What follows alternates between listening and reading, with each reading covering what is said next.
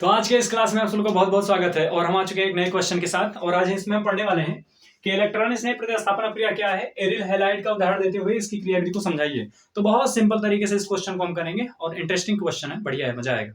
तो चलिए इसको हम देखते हैं कि इस प्रकार से होगा कि इलेक्ट्रॉन स्नेह प्रतिस्थापन अभिक्रिया क्या है। तो सबसे पहले समझ लेते हैं कि इलेक्ट्रॉन स्नेह किसे कहते हैं। तो मैं आपको बता दूं, दुनिया के जितने भी धनायन होते हैं ना, वो आपके इलेक्ट्रॉन स्नेह होते हैं। तो इलेक्ट्रॉन स्नेह वे अपकर्मक होते हैं जिनके पास इलेक्ट्रॉनों की कमी होती है, और जब भी किसी के पास इलेक्ट्रॉन की कमी होती है ना, तो उसके ऊपर चार्ज होता है वो पॉजिटिव होता है। कौन सा चार्ज होगा? पॉजिटिव चार्ज होगा। और आप समझेंगे कि इलेक्ट्रॉन स्नेह जो होते हैं वो एक लुईस अम्ल भी होते हैं।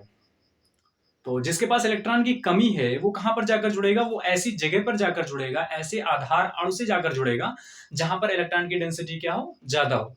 तो इस बात को हम समझने के लिए एक रिएक्शन लेते हैं, और जो कि रिएक्शन इस क्वेश्चन ने कहा भी है कि एरिल हैलाइड का उदाहरण देते हुए इसकी क्रियाविधि को समझाइए। तो बहुत सिंपल तरीके से इस बात को हम समझेंगे कि इलेक्ट्रॉन स्नेह प्रतिस्थापन अभिक्रिया कहते किसे हैं, फिर एरिल हैलाइड का उदाहरण देते हुए इस क्रियाविधि को समझाइए। तो हम आपके लिए क्या करते हैं, क्या है कि पहले इस इलेक्ट्रॉन स्नेह प्रतिस्थापन अभिक्रिया का मैं पूरा लिखे दे रहा हूँ, डिफिनेशन लिखे दे रहा हूँ, ताकि आपको ये बातें समझ में आए। तो मैं यहाँ पर लिखे दे रहा हूँ कि इलेक्ट्रॉन स्नेह प्रतिस्थापन अभिक्रियाएं जिनमें एक इलेक्ट्रॉन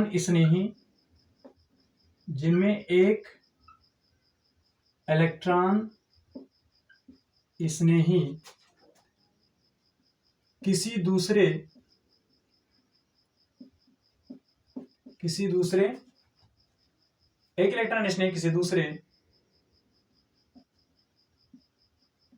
इलेक्ट्रॉन स्नेही को प्रतिस्थापित कर देता है,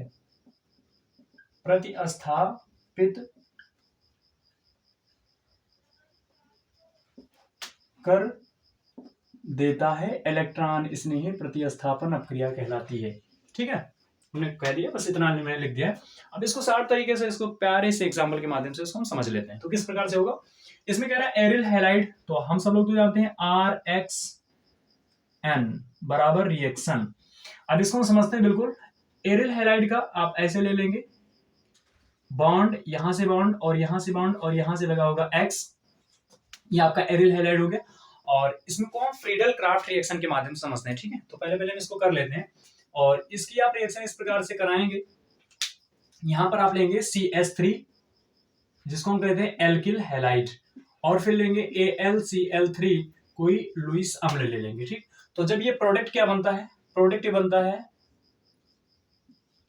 ये और यहां पर होगा X और यहां पर होगा CH3 और प्लस HCl।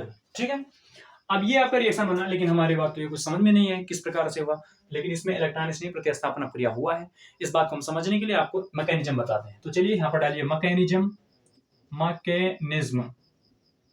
और बस आप समझ लेते हैं सिंपल तरीके से, कुछ भी आपको नहीं करना है। यहां पर आप पहले लिखिए स्टेप नंबर फर्स्ट स्टेप में आपको क्या करना है, आपको लिखिए यहां पर CH3 और यहां पर लिखिए Cl और प्लस लिखिए AlCl3। ठीक, तो यहां से क्या होगा, ये Cl माइनस के फॉर्म में निकलेगा। तो जब Cl माइनस के फॉर्म में निकलेगा तो इसके ऊपर पॉजिटिव आ जाएगा, क्योंकि अब हुआ क्या कि ये जो Cl था, क्लोरीन मोर इलेक्ट्रोनेगेटिव होने के कारण इलेक्ट्रॉन अपनी तरफ खींच लिया, और जब अपनी तरफ इलेक्ट्रॉन खींचा तो इसके ऊपर पॉजिटिव आ गया। अब जैसे पॉजिटिव हो गया, ये बन गया इलेक्ट्रॉन स्नेही। तो इसको हम लिख देते हैं, ये लिख देते हैं ऐसे प्लस, और इसको हम हिंदी में लिख सकते हैं इलेक्ट्रोफाइल, मतलब अंग्रेजी में इलेक्ट्रोफाइल। ये आपका एक है इलेक्ट्रोफाइल, और प्लस ये क्या बना लेता है AlCl4, और ये इलेक्ट्रॉन की डेंसिटी ज्यादा होने के कारण चूंकि एल्यूमिनियम पर क्या आ जाता है माइनस, तो यहां पर लग जाएगा माइनस। इतनी बात हमको समझ में आई होगी। बस हम स्टेप नंबर सेकंड करेंगे, और सेकंड स्टेप में हम क्या करते हैं, वही पुरानी कहानी। यहां पर आप ले लीजिए एरिल हैलाइड, और एरिल हैलाइड को इस प्रकार से आप बनाएंगे X, और जानते हैं हम कार्बन से प्रत्येक जगह पर H लगा रहता है, तो हम H को निकाल लेंगे।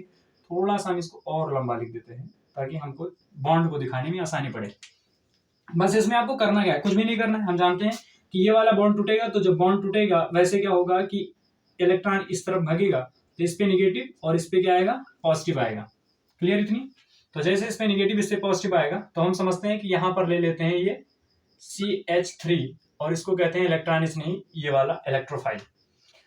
अब आप मामला को समझेंगे कि यहाँ पर जैसे निगेटिव आया है तो हमने अभी क्या कहा है कि इलेक्ट्रॉन स्नेही प्रतिस्थापन अपक्रिया में होता क्या है कि इलेक्ट्रॉन स्नेही जाते हैं कहां पर जुड़ते हैं, जहां पर इलेक्ट्रॉन की डेंसिटी ज्यादा होती है। तो यहाँ पर भाई माइनस लगा है तो इसका मतलब है कि इलेक्ट्रॉन की डेंसिटी यहाँ पर ज्यादा है, तो ये CH3 आकर इससे जुड़ेगा और जब जुड़ेगा तो यो बनेगा।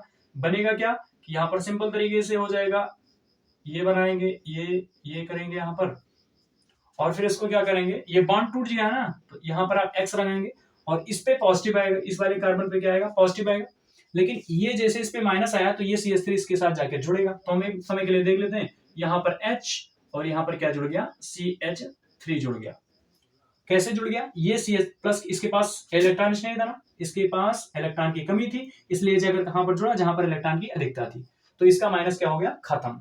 अब हम ये बात को आगे करते हैं, तो स्टेप नंबर तीसरा लेते हैं और तीसरे स्टेप में क्या होगा, फाइनली ये कर देंगे, ये ऐसे करेंगे, फिर ऐसे बनाएंगे, हम अपना तैयार कर लिए बेंजीन, और यहाँ पर क्या हो जाएगा X। ठीक है, X मतलब क्लोरीन, फ्लोरीन, ब्रोमीन वगैरह वगैरह। तो बस यहाँ आपसे करते हैं क्या, ये आपका है हाइड्रोजन, यहाँ पर लगा है CH3, वही वाली कहानी लिखते हैं, और इसके ऊपर है पॉजिटिव।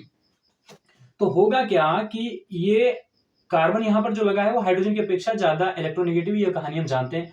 तो ये बॉन्ड का इलेक्ट्रॉन इस पे आएगा तो इसके ऊपर क्या आएगा, निगेटिव, और ये निकल जाएगा किसके फॉर्म में, H प्लस के फॉर्म में।